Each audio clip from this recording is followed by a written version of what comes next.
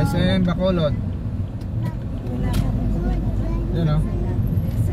Pagsalag ka sa buhay, magpapasudakan sa mga kapunta dito sa Ayla. Gusto niyong pumasok? Oo naman, alam mo kasi sa Manila. Yes. Tanawin na natin kung magpaparehas na na. Parang muwa lang yan. May bilog. May bilog. Yan naman ang buwan. Wala na mercury drug sa salon. Ay, wala na?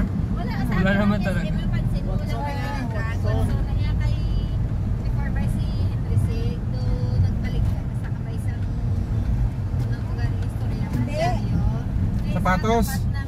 Sapatos, sapatos, nagre-repair ng sapatos. Sa tapat ng mercury drug, ginapa-tap yung pala siya, ginapalin siya.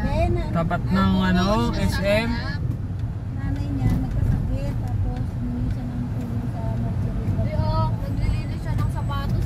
Alam mo bakit SM yan? Kasi tawag yan shoe market. Alam siya kung bakit Shoe shoe market? market na. Hindi, shoe market talaga kasi naglilinis siya ng sapatos tapos pinali siya ng mercury drug.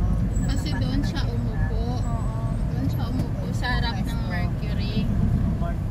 Kaya sinumpayan si mercury drug na kung saan magkaan. Hindi agad lang kasi si mercury drug. Kaliwa ka to. Wala Kaliwa talaga. ka. Patsun lang.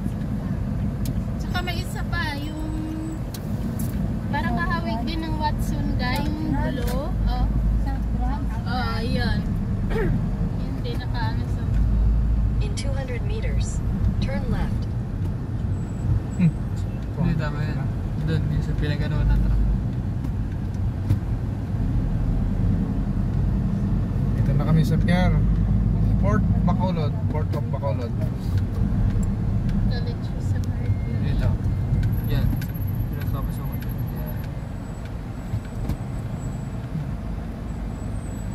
Dalawang oras ang biyahe natin dito, di ba? Oh, dalawa. Naglilinis siya ng sapatos.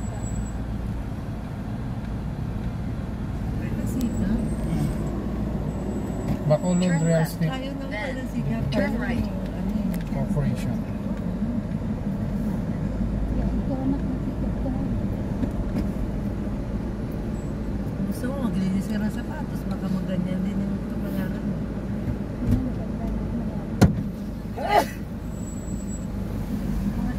Andiyan na mga yan. Siguro ko kasi nakita si Gaya. Lahat naman sa akin. Ikaw na ng ticket, Paab Dumangas. Kaya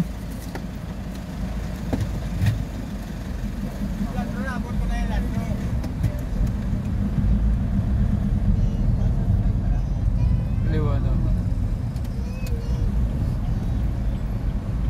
May inject na rin pala dito.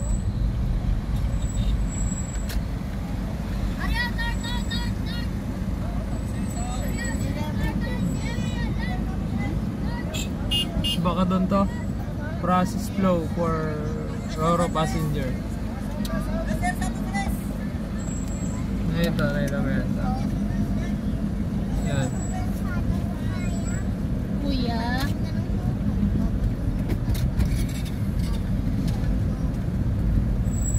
Gano'n sa guard?